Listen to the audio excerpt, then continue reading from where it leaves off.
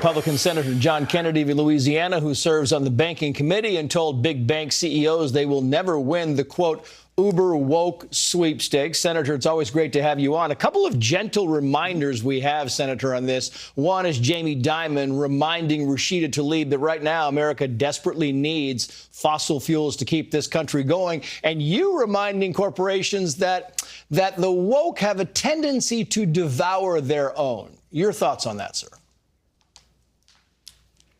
Well, it's not exactly a news flash that President Biden has appointed thousands of uber wokers to his administration. Wokers are easy to recognize.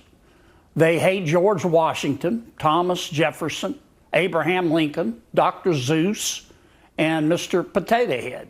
Mm-hmm. Wokers respect no one's opinion but their own.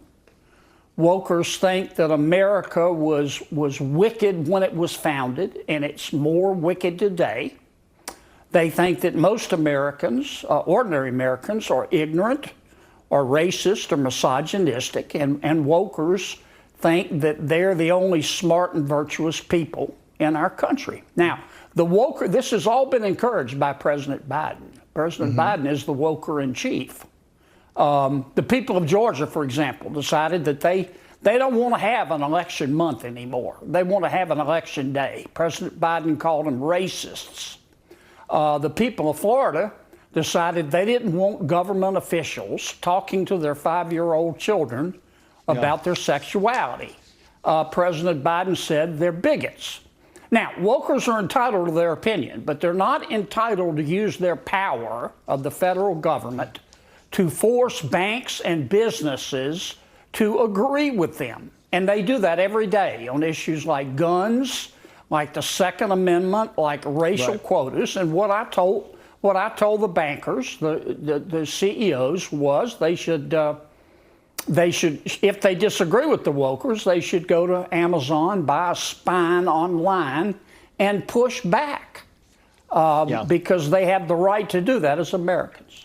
I want to get your thoughts on the bottom of the screen. 652, the Dow is down. It's the lowest territory of 2022. Ron Klain says this about Joe Biden's economy. Watch. It's easy to forget that when Joe Biden came to office, we'd turn on the TV at night, people were in line in football stadiums waiting for a box of food.